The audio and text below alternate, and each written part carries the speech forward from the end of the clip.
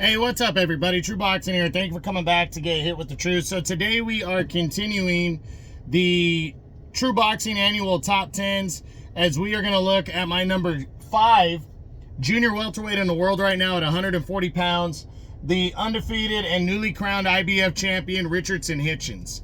Now, before we get into that, if you could smash the like button, leave a comment, or subscribe to the channel. I really do appreciate any and all support that I can get as I continue to build my channel here.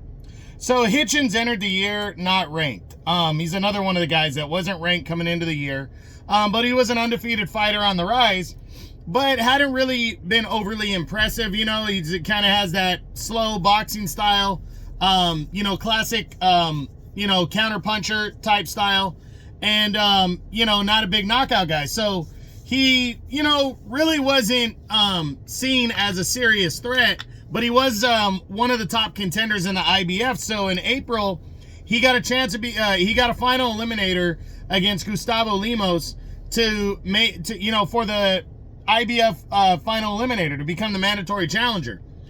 And he ended up having a much harder time than expected with Lemos, and they would go at it. It was a close battle. I, like most, thought that Lemos edged it out, but it was close. And Hitchins got a controversial 12-round unanimous decision over Lemos and, became the IBS mandatory challenger. But there were a lot of people that weren't taking him super serious. And then, but he was the mandatory. So Liam Paro became the IBF champ in June with an upset victory over Subriel Matias.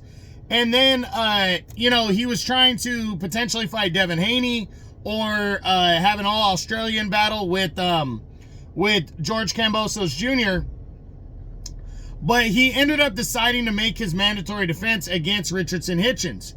And as the fight got closer for December 7th, Gustavo Lemos in November would move back down to lightweight and take on Keyshawn Davis. But he would come in way overweight for the fight the night before, and then would get destroyed by Keyshawn Davis in just 2 rounds. This made Richardson Hitchins look like he couldn't even score a one-sided fight against Lemos, and he was widely considered to be, a big underdog, and that a lot of people thought he was going to get his ass whipped against Liam Paro in December. I thought Paro was going to win the fight, but I thought it was going to be close because of the style clash. And Richardson Hitchins, after these two guys were both kind of reluctant in the first half of the fight, he just countered and footwork and got that, kind of ugly, uneventful, but convincing unanimous decision over Liam Paro as he captured the IBF championship in a convincing fashion. And now he enters 25 as the undefeated IBF champ. And because Paro had defeated Matias and was undefeated, and Hitchins defeated him convincingly, I gave Hitchins a top 5 spot. You can argue that a little bit, but he is a world champion now. And I think he proved against Paro and what he said, that he was overlooking Lemos and he didn't take that fight serious, and it almost cost him. But he really cleared up the situation with Lemos impressively when he came back and defeated Paro, and now is a force to be reckoned with. Now he's 27 years old, 19-0, 7 knockouts. How is he going to come back? He's obviously in optional mode right now because he was the mandatory, so he can pretty much do what he wants next.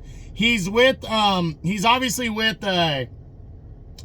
Matchroom and Eddie Hearn. His top 2 contenders, though, right now are lobbying against each other to fight in a WBO final eliminator. Now, the IBF could enforce this. Catterall and Barbosa could enforce this as their final eliminator as well. And also, the WBC could make it an eliminator for the number 1 spot. So those 2 guys fighting is a major deal. But with him being in optional mode, there's Subriel Matias, but it looks like he's getting the Teofimo Lopez fight. So it's really up to Hitchins and what he wants to do and who he wants to fight, because this division is wide open. And it's there for the taking, but it's also up to who really wants to fight him. Devin Haney, I don't know if Haney wants to fight him. Does Hitchins try to unify next? The WBA title is held up right now. The WBC title is held up, Puello and Martin. The WBO title is held up. It looks like Lopez and Matias. So it doesn't look like unification is on the table in the first half of the year. So what does he do until then? It's going to be interesting to see what he decides and who Eddie Hearn puts in his face, you know, puts against him in the first fight of the year for Richardson Hitchins. But I'm really looking forward to seeing what he does.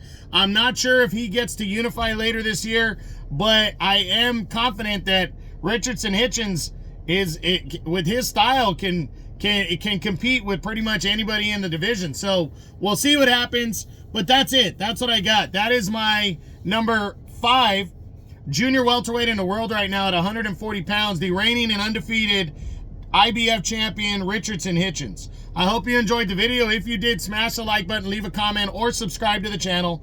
I appreciate any and all support. This is True Boxing, and you've been hit with the truth.